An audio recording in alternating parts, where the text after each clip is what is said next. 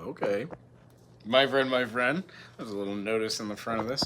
I'll tell you what, I'm going to start going live a little bit more in 2024. In fact, a lot more live. I talked to a couple people online about how to do these online sessions, and I think that I need to just upgrade my gear. So I have a couple things going right now that I really enjoy doing on the channel. It's more of an educational thing for myself, for my students. I am tickled that other people dig what this channel is and what it could be. I've got a couple different ideas for what I'd like to do is just far as my own musical enjoyment and then my own musical growth. And I'm hoping I can help others achieve their goals in the process. I think what this channel might turn out to be is some sort of watch it as it happens thing. See how far you can go with putting as much effort into something as you possibly can. So I have been doing these Music Mondays to answer questions here and there about people who are on the channel. I do know that I'm on Hawaiian Standard Time, which means that when it's like 9 or 10 in the morning, it's like noonish most places that are up watching the videos I do anyways. I'm gonna test out a theory once I have more time. I'm making the transition from labor to full-time music, so I'm super stoked to have a couple different projects going on here on island and still be able to do volunteer work and communicate musically to those in my area about what we could do, what I could help out with, and what to help try and create, because there seems to be a lot of one thing and not enough of the other. So if you see the need for it, create it yourself. So right now the process of learning is amazing. I'm helping a lot of different people in my local community as well as the music shop that I rent from, and I'm totally stoked and very, very pleased, happy, and grateful to be where I am and with the folks I'm with. The good, the bad, everything. It's awesome. So I hope that you two are having a great day here. I'm gonna be just staying live here for the next 5-10 minutes while I'm preparing my next, I guess, for my next student. I've got a drum student in at 10 o'clock to learn rudiments. So I guess what I'd like to do here is if you have any questions about what any of these videos are I do, where the channel is going to be going, some of the concepts and the chords seemed a little bit over the top in the beginning when I started learning them. But now when you practice them every day, they just kind of come together. So I guess I'll start from scratch. I'll just go over the mechanism of how I build a syllabus for any of my students. Throughout the 25 years of playing on different instruments, between the 25 years of playing on different instruments, I've figured out different mechanisms that just make for an easier way to practice. One of the ones that I show is how to just rely on your fingers to do the magic down here by playing these things called minor seconds.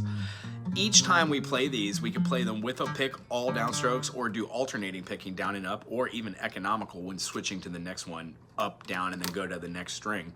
By the process of going through these notes, we find ourselves being able to have more flow. There are a lot of caveats on electric, a lot of caveats on acoustics, which, you know, what's the word? They go to the other one. They go from one concept to the other. So like hammer-ons and pull-ons do, but like sometimes bends, on an acoustic, you can only get like a half step or a whole step. On the electric, as you know, lighter strings, you could get very, very, very far bent. So little different playing field, but the concepts are still the same. You need to have a little bit of formality of where you're playing. I know that when I karate chop up on my dreadnought here, I can't go any further, and then when my fingers go down, I play exactly on the 11th fret. So if I'm gonna go to play that 12th fret for harmonics or something, I know I need to go over and then use my third finger. I just feel comfortable going right away. So what I've done is I've figured out where those harmonics that I want for are in every song. The way I learned about harmonics was by listening to Steve Howe, Beginning a Roundabout. Woo!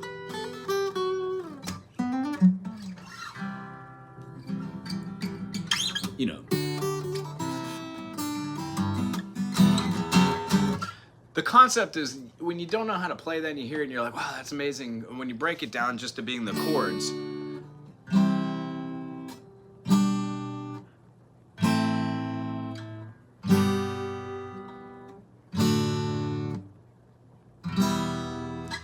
it's interesting. You could go,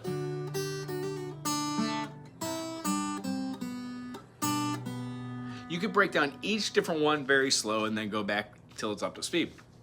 Then when you time it out, play with the album, and then when you play with other people, over a period of many, many, many, many years and many, many bands and many, many songs and many, many different ventures, you kind of develop your own style. And where I plateaued, where most people plateau, is that just being able to play do, re, mi, fa, sol, la, ti, do. About 15 years ago, I would play scales only in this scale form, 1, 2, 3, 4, 5, 6, 7, 1. And my fingers were so small at that point, you know, I couldn't stretch. They still are small, but no, I can stretch. The concept is, I didn't know what a 9 chord was by playing like that until I learned what Dave Matthews was. So like, what's one of his popular ones? Or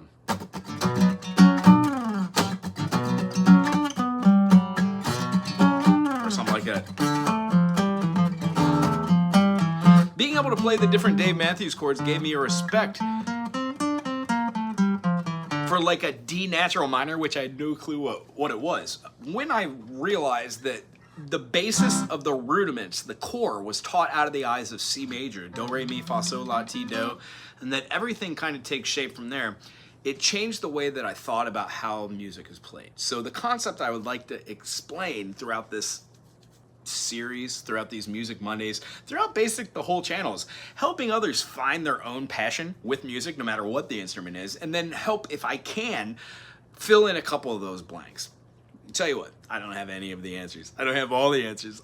If I don't have a clue what's going on, I won't BS you. I will find my teacher and I will ask my teacher the question and I will get back to you. The concept is, when you have a good amount of information in your tool bag, vocabulary, concepts, when talking like 1, 2, 3, 4, fingers up, I call them spider exercises, but it's nothing more than minor seconds doing half steps all the way up a minor third. If we could remember that a A note on the top E string, A sharp or B flat, B, and then to C is a minor third, you can play the same chord and then you can hear a million tunes that you can hear that in other songs, and then there are millions of songs, a million chord progressions, and the concentration of that is they all are part of a very simple system. You've got a 1, you have a 2, you have a 3, you have a 4, you have a 5, you got a 6, you got a 7, and then you got an 8. The 8 is the same as the 1. The only one that's super special to me is this, like, in the key of C, the B diminished. There's a couple different ways to play these diminished, but they are really the meat and potatoes. They're the ways to make adventures to other keys and to modulate.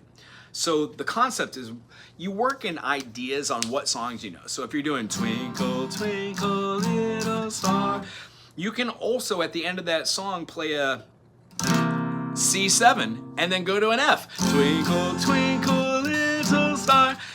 If you at the end of that song were to play a D7, it would function as an F sharp diminished and you could go to G. Twinkle, twinkle, little star. As long as you keep that same progression of 1, 1, 1, 1, 4, 4, 1, you can play that same thing in any key, no matter what key it is. So what I like to do is help people get to that by understanding just what the 1 is, the 5 is, and then being able to play around those with just a major scale. This whole channel is basically devoted to having a little bit of skill, a little bit of not so much skill, but like muscle memory, being able to remember things. And because I too have a hard time remembering things, the easiest way to do things is basically repetition. So if you can do this for 5 minutes a day, every day, I'm sure that you will understand not only chords, scales, the circle of fifths, tonality on what chords work well together, and then you will start seeing music in a whole new fashion. And I hope we can get you to that point.